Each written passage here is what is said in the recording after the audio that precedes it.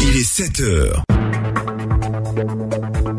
La courtoisie facilite la vie en société. Ce sera le thème de notre chronique Société dans quelques instants, juste après le journal qui vous sera proposé par Jérôme Kouakou. Et vous aurez, à partir de 7h15, la mi-temps, Boukari Tapsoba, Serge Dakouri, pour ouvrir véritablement aujourd'hui, cette semaine, après un jour férié. Et nous serons en leur compagnie pour parler sport. Jérôme Kouakou est avec nous. Bonjour. Bonjour Thierry Angeval. Le titre de ce 7h, il n'y a plus de problème d'eau à Krofouensou, village du département de Botro. Un château d'eau vient d'être construit. L'ouvrage a été inauguré par le ministre des Infrastructures économiques. Et Paquinou, à San Pedro, où vivent de nombreux baoulés relocalisés du fait du barrage de Kossou. Comment ont-ils fêté?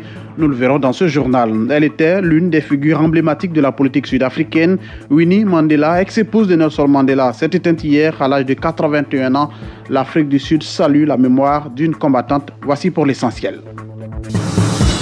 Bonjour à tous, on ouvre avec cette information. Faure Singbe, le président du Togo, arrive aujourd'hui mardi à Abidjan pour une visite de quelques heures. Le chef de l'État togolais foulera le sol ivoirien sous le coup de 11 heures et sera accueilli par son homologue ivoirien avant d'être reçu en tête-à-tête par Alassane Ouattara au palais de la présidence, ici même au plateau. Et un château d'eau inauguré dans le village de Krofouensou. Oui, Krofouensou est un village situé dans le département de Botro. Ce village a désormais son château d'eau. L'ouvrage a été inauguré par le ministre des Infrastructures économiques, Amédée Kofi Kouakou, qui a appelé la population à travailler en synergie et à prôner la paix. Quand le pays n'est pas en paix, il n'y a pas de développement possible. Donc ce qui est important pour le peuple de Côte d'Ivoire, c'est de cultiver l'amour, la paix et la cohésion. Krofouensou ne peut aller de l'avant que si toutes les populations sont réunies et travaillent ensemble, la main dans la main. Le président Alassane travaille pour la Côte d'Ivoire et nous devons donc continuer à lui faire confiance pour que l'eau qui est arrivée à Krofouensou puisse arriver dans d'autres contrées. Le chef nous a interpellés sur la route qui va de Botro à Krofouensou. Voilà pourquoi le chef de l'État a souhaité que d'ici 2020, que l'ensemble des routes qu'on ne grattait plus, cette année, nous allons reprofiler environ 40 000 km de routes sur les 75 000. Et notamment dans la région du Becker, je peux vous rassurer que 1000 km seront reprofilés et dans les 1000 km, soyez sûrs qu'il y a la route de Krofouensou. Et nous allons à Daloa, où une unité va produire 10 000 briques par jour. Oui, l'entreprise spécialisée dans la fabrication de matériaux de construction a lancé ses activités en présence des autorités du Haut-Sassandra. Véritable source d'emploi, l'entreprise pourra employer près de 200 personnes une fois en pleine activité.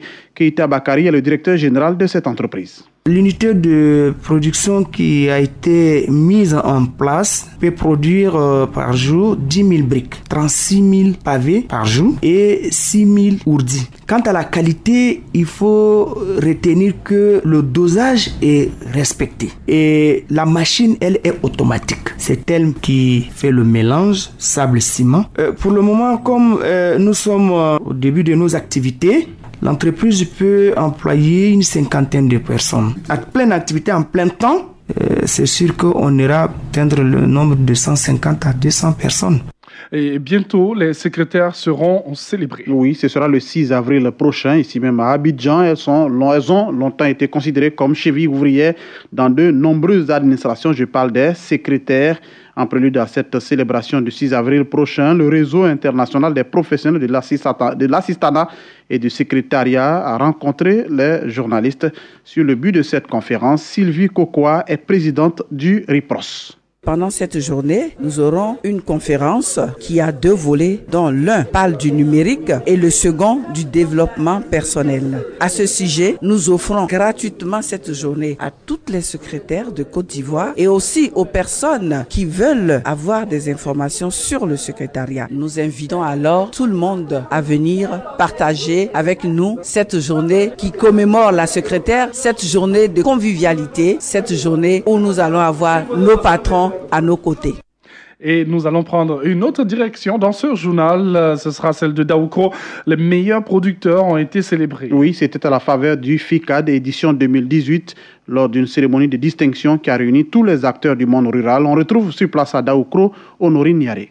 Ce sont au total 42 agriculteurs les plus méritants dans leur secteur qui ont été primés à la journée de l'agriculture et de la forêt. C'est à l'occasion d'une cérémonie initiée lors de la 14e édition du Festival international de la culture et des arts de Daoukro.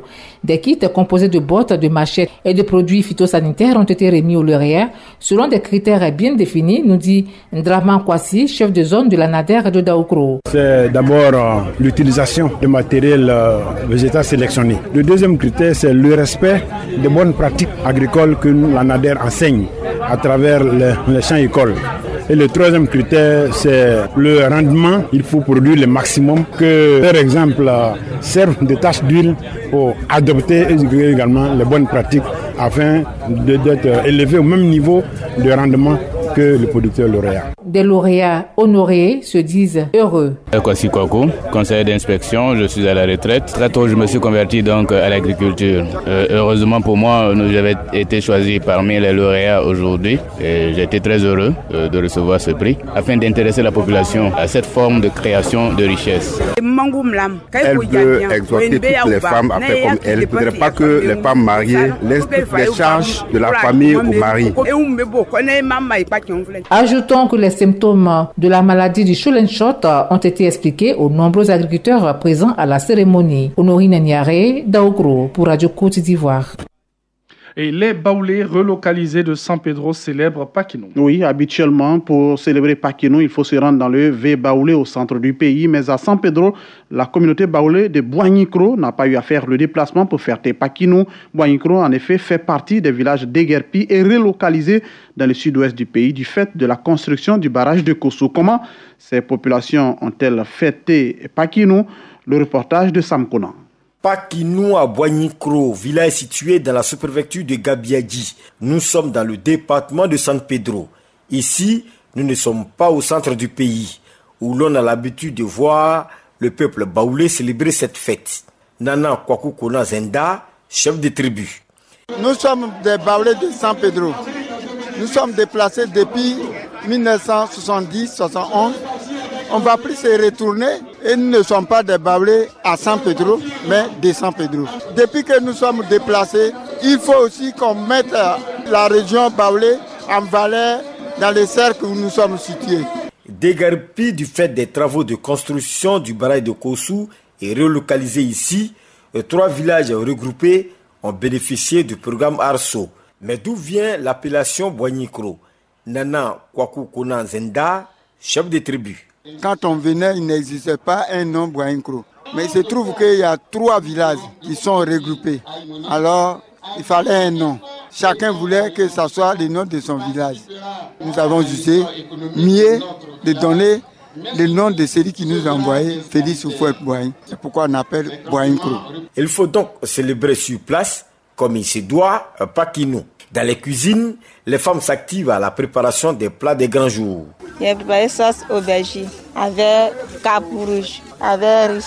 Nous avons fait du placali à la sauce plala parce que c'est vraiment original. Ça fait partie de la culture baoulée. En attendant le repas, certains habitants de Boignicro se sont rendus à l'église pour célébrer la résurrection du Christ.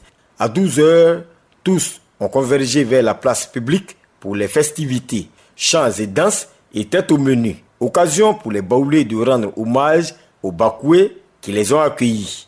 Une cohabitation pacifique depuis 1971, saluée par le secrétaire général des préfectures et le président du conseil régional de Donatien-Begré, parrain qui en a profité pour faire des dons.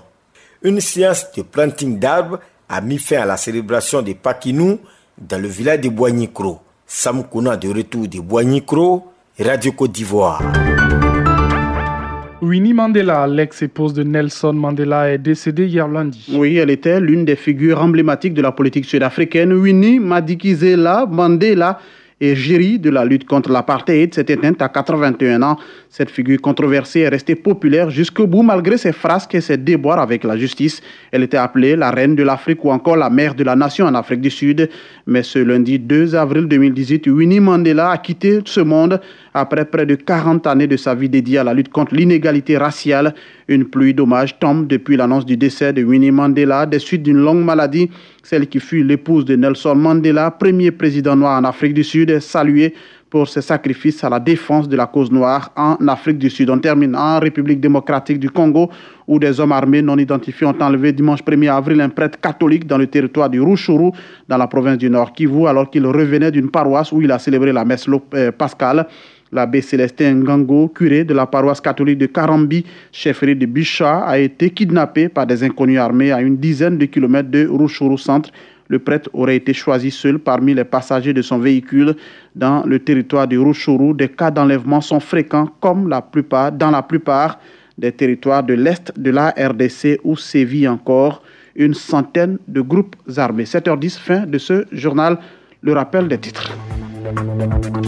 Il n'y a plus de problème d'eau à Krofouensou, village du département de Botro. Un château d'eau vient d'être construit. L'ouvrage a été inauguré par le ministre des Infrastructures économiques. Paquinou, à San Pedro, où vivent de nombreux baoulés relocalisés du fait du barrage de Soubré. Comment ont-ils fêté?